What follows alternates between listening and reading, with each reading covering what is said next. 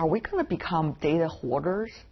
We already are data hoarders because the storage costs have plummeted, because all of our digital tools, from digital cameras to computers, now by default store everything, make copies of it, make backups, and so forth. So we already are data hoarders. The question is not whether we will become even more data hoarders, but whether we will be able to use the data that we have, to utilize it for our own good and for the good of society, and whether and to what extent data that is no longer relevant and no longer important ought to be deleted, not just to protect us, but also to improve the results from the analysis, from the data analysis that we get, because bad data is just bad data. What do you mean by bad data? Data that is no longer relevant. If I have data about my book buying preferences that have to do with a relationship that is no longer active, that does not no longer exist because I got divorced, for example, then these past preferences are no longer good to make predictions about what I'm buying in the future.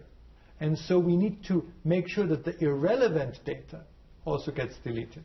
Professor, as you may know, data is a big treasure, but at the same time it could be also a big problem. Particular data that are related to parts of our life we prefer personally to forget. You know, family celebrations like Thanksgiving in the United States is a celebration that works because family members come together and have forgotten the bad stuff about the other family members. And so they can sit together for an evening without killing each other. I think it's this positive level of selective remembering that we will see also in some digital tools that will become available and are already available. And then we will want to have a little more control as a society, not as an individual, but as a society, to for what purposes the data is being used. If it is being used to send us more emails for marketing, that's one problem.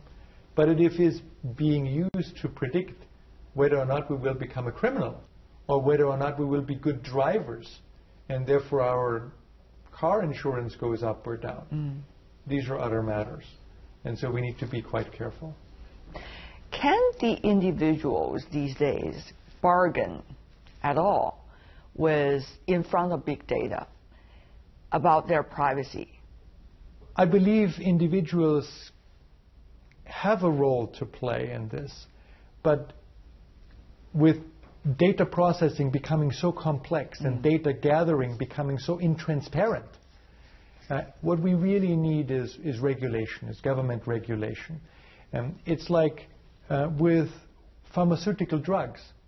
I cannot, as an individual consumer, know whether a pharmaceutical drug that my doctor prescribes is safe or not. I need to trust a regulatory authority that tests it. I think we will need something like that in the big data age as well. It has always been a lie to tell that the individual is in control. The individual has not been in control 10 years ago, and the individual certainly is not in control today. With this control having been lost, we really depend on how the data is being used by the data processors. We depend on their accountability and responsibility, and we depend on regulations and laws. I believe that the market will take care of some of the problem, and we need to have consumer protection authorities, consumer protection groups be adamant so that there is transparency and pressure. We also need government action, and we also need technological tools. If you think just 5 years ago, Facebook was the only social networking platform in town that had many users in the United States. Now you have platforms like Snapchat, where you can exchange photos, but the photos are automatically deleted. And particularly young people deliberately choose Snapchat over Facebook.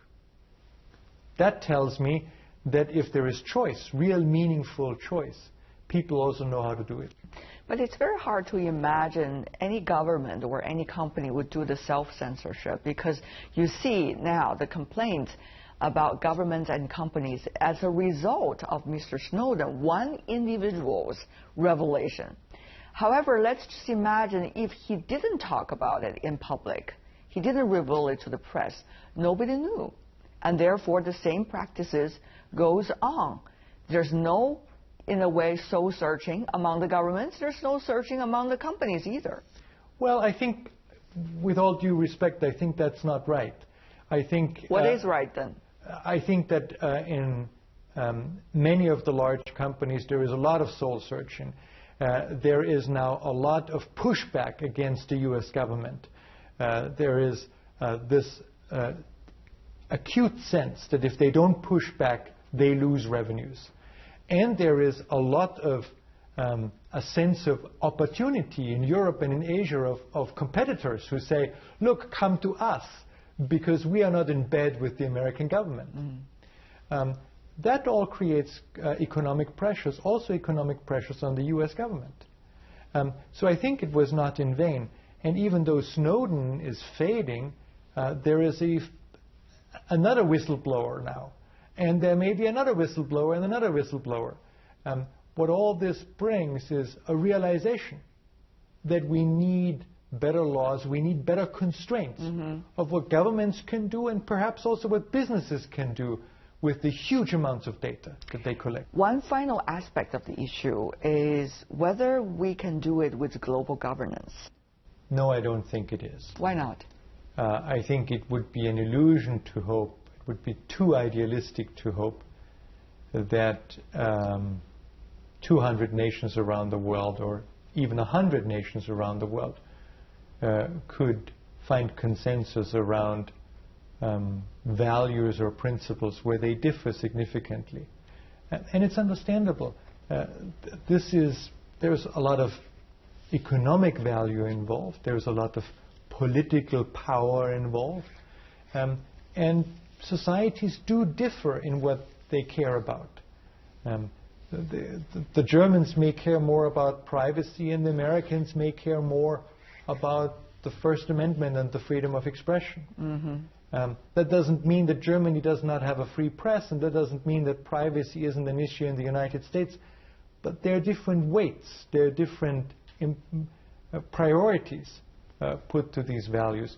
And Germany and the United States are in the same military alliance, right? So they're relatively close. Let's take countries that are even further apart. I don't think that international internet governance will work in the sense of a consensus.